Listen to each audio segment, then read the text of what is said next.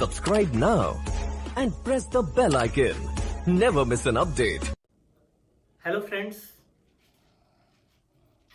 आज से हम माइक्रोबायोलॉजी शुरू करने जा रहे हैं। पिछले मैं लगभग 18 से 19 लेक्चर को अपलोड कर चुका हूं ऑर्गेनिक केमिस्ट्री में, जिसमें हम रिएक्शंस ऑफ बेंजीन के बारे में देखे हैं, फिनॉल के बारे में देखे हैं, carboxylic acid, aromatic amines, aromatic acids को देखे हैं। आज से हम माइक्रोबायोलॉजी में इन करते हैं। माइक्रोबायोलॉजी में हम सबसे पहले इंट्रो पार्ट को देखेंगे। माइक्रोबायोलॉजी बहुत ही इंटरेस्टेड सब्जेक्ट है, अगर ध्यान से सुने तो। कभी भी देखिए, सबसे पहले बात, बायोलॉजी पढ़ने के लिए उसको कहानी के जैसा पढ़ना चाहिए, माइंड में सेटअप करना चाहिए। हाँ ये है, उसके बाद ये जा रहा है, ये यहाँ पे लोकेशंस है। तो और सबसे पहले मैं टर्म आपको बोलूंगा, बायोलॉजी जो होता है ना, वह टर्मिनोलॉजी इज बायोलॉजी। यानी अगर बायोलॉजी में आपका टर्म क्लियर है तो फिर बायोलॉजी आपको 60 to 70% क्लियर है, अप्रॉक्स 80% क्लियर है। तो चलिए आगे हम प्रोसीड करते हैं। माइक्रोबायोलॉजी में, यहाँ पे हम बायोलॉजी नहीं माइक्रोबायोलॉजी पढ़ने जा रहे हैं। अब देखिए माइक्रोबायोलॉजी में ये जो वर्ड है मैं यहाँ पे लिख दिया हूँ और मैं समझाते जाऊंगा, क्योंकि वो अगर मैं साथ साथ लिखते जाऊं तो फिर टाइम ड्यूरेशन ज्यादा हो जाएगा लेक्चर का, इसलिए मैं पहले ही यहाँ पे लिख दिया हूँ। तो देखिए माइक्रोबायोलॉजी कैसे वर्ड को पकड़े, मैं सबसे पहले टर्म पे फोकस करेंगे। तो माइक्रोबायोलॉजी हम पढ़ने जा रहे हैं, तो सबसे पहले हमको ये पता होना चाहिए कि माइक्रोबायोलॉजी होता क्या है, उसके डिफिनेशंस पता होना चाहिए, उसके ब्रांच पता होना चाहिए। माइक्रो ऑर्गेनिज्म क्या होते हैं, माइक्रो ऑर्गेनिज्म के टाइप क्या होते हैं, ये हमें बिल्कुल क्लियर, क्रिस्टल क्लियर होने चाहिए, तब हमें फील आएगा पढ़ने में। तो चलिए आज से चलते हैं, बहुत ही इंटरेस्टेड टॉपिक हम ले रहे हैं, इंट्रोडक्शन ऑफ माइक्रोबायोलॉजी। तो माइक्रोबायोलॉजी के अगर मैं डिफाइन करने के लिए बोलूं तो देखिए टर्म यहाँ पे माइक्रोबायोलॉजी, माइक्रोबायोलॉजी, यहाँ पे 3 वर्ड से मिलकर बना है माइक्रोबायोलॉजी। तो कैसे मैं अप्रोच कर रहा हूं, बस इसको आप पकड़िए, तो आप हिस्ट्री के जैसा पढ़िएगा, ध्यान में आ जाएगा। माइक्रोबायोलॉजी 3 वर्ड से मिलकर बना है, माइक्रोबायोलॉजी। अब माइक्रो मीन्स क्या होता है, स्मॉल, बायो मीन्स क्या होता है, लिविंग। लिविंग जो होते हैं ऑर्गेनिज्म, उनको बायो मीन्स होता ही है लिविंग, इस वर्ड का मीनिंग होता है लिविंग। अब लॉजी जो वर्ड है ना, वह ग्रीक वर्ड लोगोस से बना हुआ है। लोगोस ग्रीक वर्ड होता है जिसका मीनिंग जिससे बना हुआ है लॉजी, और इसका मीनिंग होता है टू स्टडी। अब देखिए यहाँ पे टर्म माइक्रोबायोलॉजी आपका बिल्कुल क्लियर है, तो आप सिंपल सा डिफाइन भी कर सकते हैं। इसी को हम डिफाइन करते तो माइक्रोबायोलॉजी, तो आप डिफिनेशन में सिंपल लिख सकते हैं कि study of small living organism known as microbiology. देखिए कितनी आसानी से माइक्रोबायोलॉजी के हम डिफिनेशन पार्ट को क्लियर किए। कैसे क्लियर किए, क्योंकि मेरा टर्म क्लियर है, यहाँ तक कोई कंफ्यूजन नहीं। अब हम देखते हैं माइक्रोबायोलॉजी के ब्रांच के बारे में कि माइक्रोबायोलॉजी के ब्रांच क्या क्या है। तो माइक्रोबायोलॉजी को दो बेसिस पे हम ब्रांच में कैटेगराइज्ड करते हैं। सबसे पहला एक आता है प्योर साइंस और दूसरा आता है अप्लाइड साइंस। अब इन दोनों में डिफरेंस क्या होता है मैं इसको बताऊंगा। तो देखिए जो प्योर साइंस होता है वो on the basis of taxonomic character के बेसिस पे, एक माइक्रोबायोलॉजी का फर्स्ट ब्रांच जो है वो टैक्सोनॉमिक, टैक्सॉन मींस कैटेगरी। तो माइक्रोबायोलॉजी जो है वह एक टैक्सोनॉमिक कैरेक्टर पे हम उसको क्लासिफाई करते हैं, यानी वो ब्रांच पे डिवाइड करते हैं, और दूसरा ब्रांच पे डिवाइड करते हैं उसके एप्लीकेशंस पे। माइक्रोबायोलॉजी के एप्लीकेशंस पे बोलने का मीनिंग क्या है कि माइक्रोबायोलॉजी में जितने भी माइक्रो ऑर्गेनिज्म्स होते हैं, स्मॉल लिविंग ऑर्गेनिज्म्स, उनके एप्लीकेशंस के बेसिस पे हम उसको कैटेगराइज करते हैं। तो चलिए आगे बढ़ते हैं। टैक्सोनॉमी वर्ड से क्लियर है, प्योर साइंस, यानी कि इसको प्योर साइंस बोलते हैं, इसको अप्लाइड साइंस भी बोलते हैं। तो आप ये कंफ्यूजन नहीं होना चाहिए आपको ये ब्रांच में। तो चलिए प्योर साइंस में तो बैक्टीरियोलॉजी आ जाता है, वायरोलॉजी आ जाता है, माइकोलॉजी आ जाता है, फाइकोलॉजी आ जाता है, पैरासिटोलॉजी आ जाता है। अब देखिए बैक्टीरियोलॉजी, फिर टर्म को आप पकड़िए, 2 वर्ड से मिलकर बना हुआ है बैक्टीरियोलॉजी। लॉजी वही लोगोस, टू स्टडी, यहाँ पे बैक्टीरिया, तो स्टडी अबाउट बैक्टीरिया, बैक्टीरियोलॉजी को डिफाइन करना हो तो study about bacteria is known as bacteriology. अब यहाँ पे थोड़ा सा कंट्रोवर्सी आता है माइंड में जब हम फंजाई के बारे में पढ़ते हैं। तो फंजाई को सिंपल सा आप बोलिए कि हाँ study about fungi is known as mycology. ये माइकोटा, इसका ये जो माइकोलॉजी बोलते हैं स्टडी को, क्यों, क्योंकि माइकोटा फैमिली होती है, फंजाई की फैमिली माइकोटा फैमिली होती है, इसलिए इसका नेमिंग हम माइकोलॉजी बोलते हैं। चलिए क्लियर है। फाइकोलॉजी, अलगी, अलगी के स्टडी को हम फाइकोलॉजी बोलते हैं। पैरासाइट्स की स्टडी को पैरासिटोलॉजी बोलते हैं, वायरस की स्टडी को वायरोलॉजी बोलते हैं। सिंपल, ये मेरा प्योर साइंस था। अब देखिए अप्लाइड साइंस में यहाँ पे हमें थोड़ा सा, यहाँ पे मैं बताऊंगा।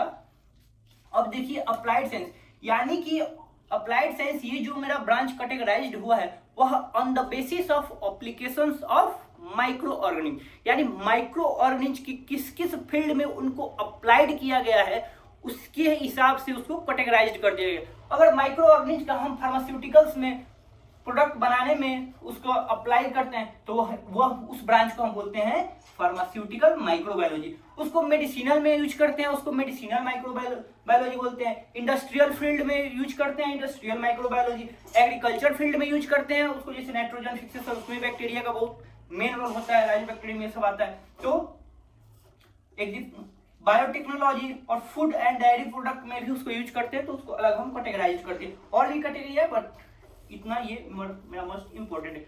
अब यहाँ से एक चीज उठकर आता है, देखिए माइक्रोबायोलॉजी में मैं स्पेशली ये बी फार्मा के लिए क्लास दे रहा हूँ, और नॉट ओनली बी फार्मा, आप 11, 12 नीट वाले सारे स्टूडेंट्स देख सकते हैं, बट ये बी फार्मा के लिए बी फार्मा का स्पेशली मैं क्लास दे रहा हूँ।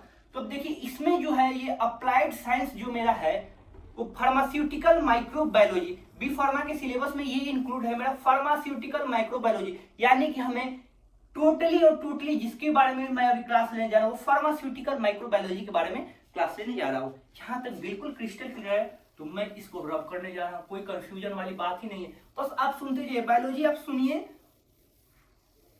बहुत अच्छे तरह से, कहानी के जैसा माइंड में बैठाते जाइए तो सही है। तो अब देखिए अप्लाइड ब्रांच में मैं बताया हूँ फार्मास्यूटिकल माइक्रोबायोलॉजी, तो अब डिफाइन करना है pharmaceutical microbiology.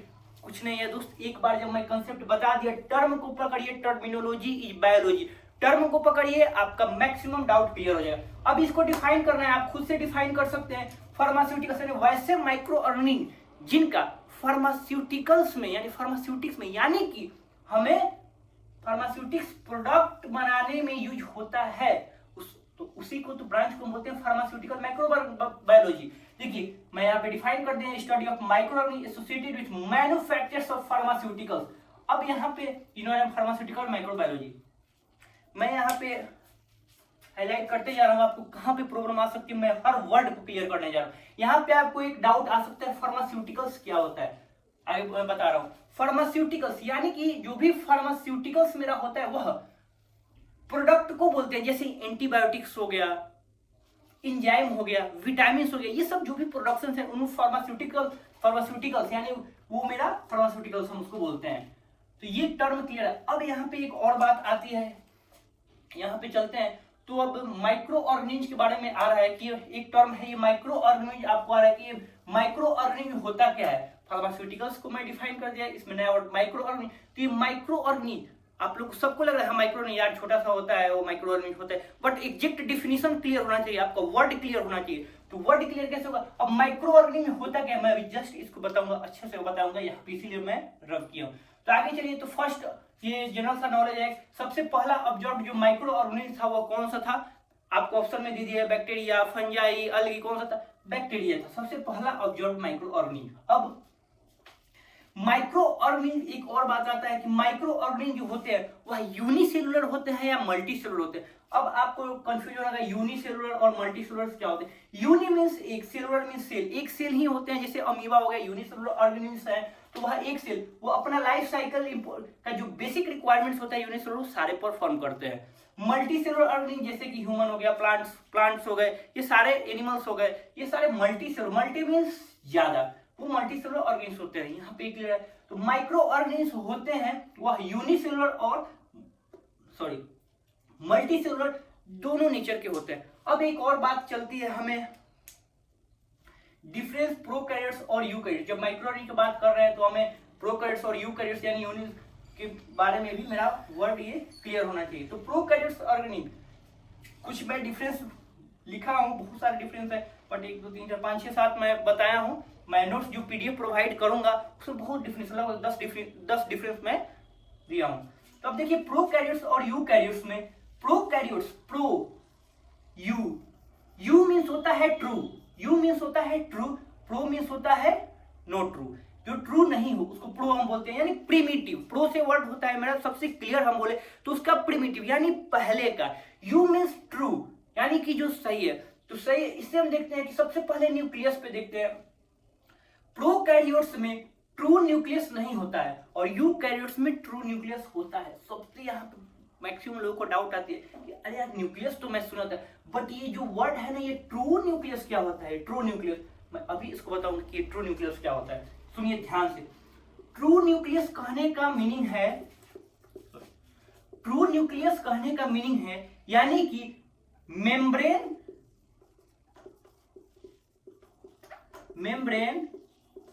Bound nucleus. Membrane bound nucleus. True nucleus कहने का मीनिंग है मेम्ब्रेन बाउंड न्यूक्लियस।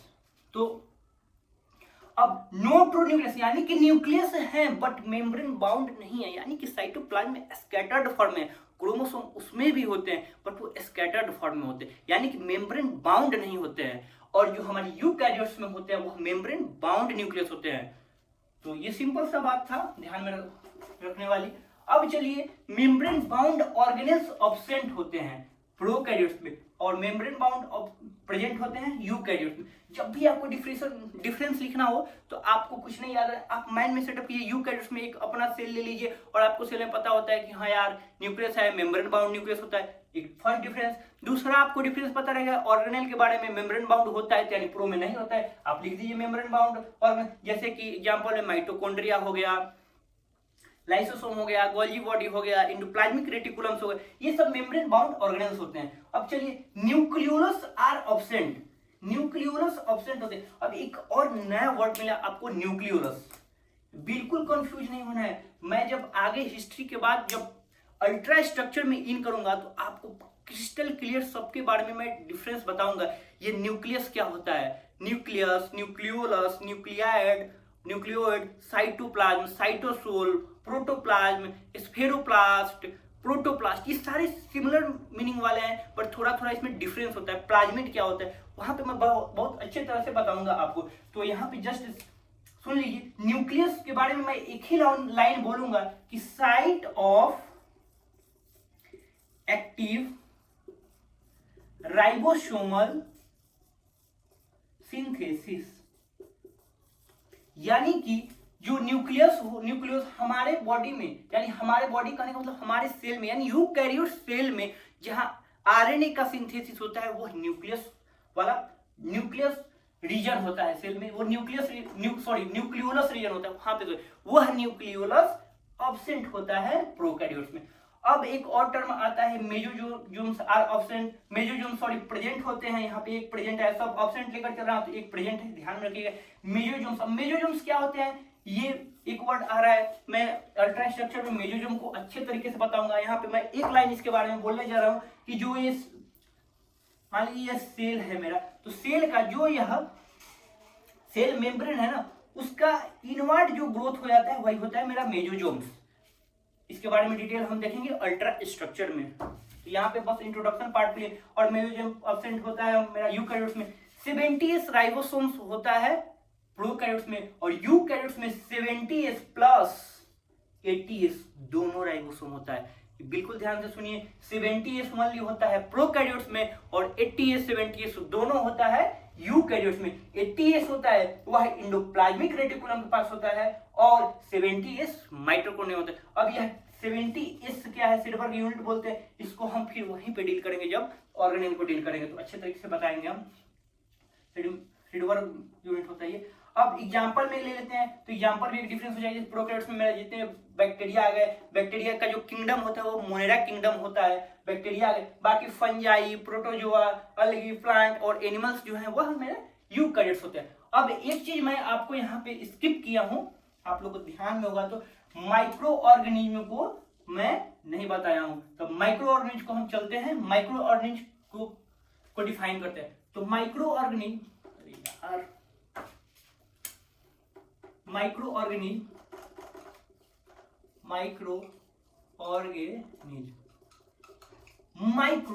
मीन्स क्या, अभी बताए थे हम। Micro means small, organism means organism, कौन सी बड़ी बात है यार। तो जो वैसे ऑर्गेनिज्म, अब मैं आपसे पूछूं क्या आप माइक्रो ऑर्गेनिज्म हैं? मैं माइक्रो ऑर्गेनिज्म हूं? नहीं। बैक्टीरिया माइक्रो ऑर्गेनिज्म है?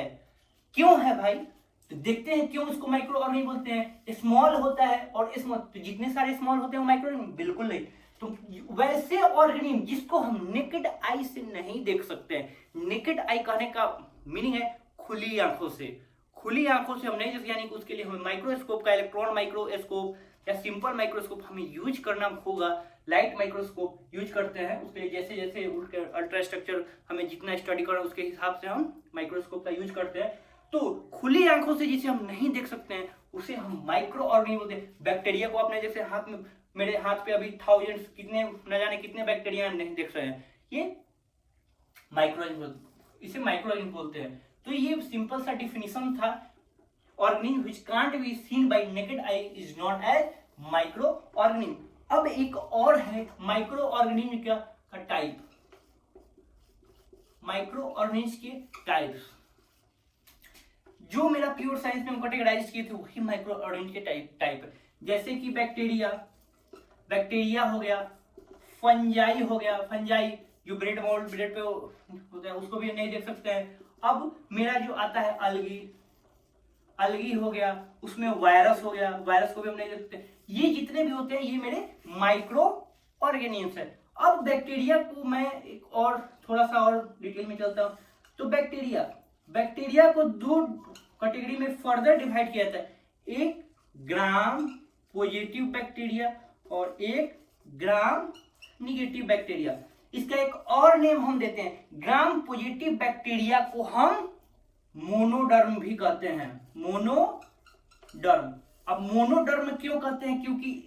क्योंकि सेल मेम्ब्रेन के आउटर लेयर में एक ही मेम्ब्रेन होता है इसका, इसलिए कैप्सूल, स्लाइम लेयर। ये जब अल्ट्रा स्ट्रक्चर पढ़ेंगे आप तो अच्छे तरीके से समझाऊंगा। क्योंकि एक डर्म होते हैं, मोनो मीन्स एक, डर्म मीन्स एक लेयर, तो मोनोडर्म इसको बोलते हैं। और ग्राम निगेटिव बैक्टीरिया को हम बोलते हैं डाईडर्म। दो लेयर होते हैं इसमें, इसलिए इसमें केवल थिक होता है, इसमें थिक थिन दोनों होता है। वो मैं अल्ट्रा स्ट्रक्चर में आपको डिटेल बताऊंगा इसको, बस यहाँ पे इंट्रोड्यूस मैं करा रहा हूं। तो मोनोडर्म और डाईडर्म। एक ग्राम पॉजिटिव बैक्टीरिया के एक एग्जाम्पल हो जाएंगे जैसे कि रिकेट्सिया,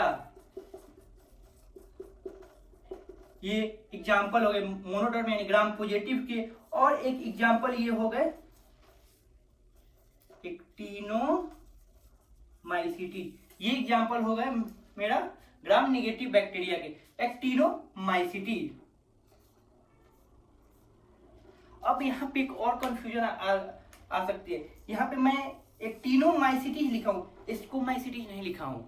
एस्कोमाइसीटी एक्टिनोमाइसीटी में डिफरेंस है। एस्कोमाइसीटी वह मेरा होता है फंजाई का जो हम कैटेगराइज करते हैं, एस्कोमाइसीटी बेसिकली में वहां पे वो चलता है। और यहाँ पे मैं एक्टिनोमाइसीटी लिखा हूं, आप यहाँ पे बिल्कुल क्रिस्टल क्लियर होना चाहिए। अब चलते हैं आगे। फंजाई को फिर हम डिवाइड करते हैं, तो ईस्ट, एक ईस्ट होता है, एक मोल्ड्स। तो ये मेरा डिवीजन है। और वायरस तो वायरस है, और कोरोना वायरस भी वायरस है, ये भी माइक्रो ऑर्गेनिज्म ही हैं। तो ये मेरा इंट्रोडक्शन लेक्चर था। आगे नेक्स्ट मैं प्रोसीड करूंगा हिस्ट्री के बारे में, हिस्ट्री ऑफ माइक्रोबायोलॉजी, जो कि बहुत ही बोरिंग टॉपिक है, बहुत ज्यादा बोरिंग टॉपिक है औरों के हिसाब से। मेरे हिसाब से माइक्रोबायोलॉजी का सबसे इंटरेस्टेड टॉपिक है हिस्ट्री। क्यों? क्योंकि आप इतने जो भी वहां पे जोसेफ लिस्टर आएंगे, एडवर्ड जेनर आएंगे, अर्नेस्ट रस्क आएंगे, रॉबर्ट हुक साहब आएंगे, लुइस पास्चर साहब आएंगे, एलेक्जेंडर फ्लेमिंग साहब आएंगे, उनके बारे में हिस्ट्री। आप यकीन मानिए मैं हिस्ट्री को ओनली दो सेंटेंस लिखूंगा और उससे आपकी पूरी हिस्ट्री मैं याद करा दूंगा, बिल्कुल याद करा दूंगा। ये कोई बोलने वाली बात नहीं है। नेक्स्ट लेक्चर आप अटेंड कीजिएगा, आप खुद समझिएगा कि क्या है। मैं उसमें खुद से ट्रिक बनाया हूं कि उसको कैसे हम मेमोराइज करें, क्योंकि वो थोड़ा बोरिंग लगता है यार, इसलिए। तो चलिए नेक्स्ट लेक्चर में और मजा आएगा। हम लोग हिस्ट्री जब पढ़ेंगे तो क्योंकि उसमें फील आएगा, बहुत अच्छे तरीके से पढ़ेंगे। तो आज का लेक्चर यहीं पे एंड करते हैं, और लाइक सब्सक्राइब करना ना भूलें। फिर नेक्स्ट प्रोसीड करते हैं। Thank you.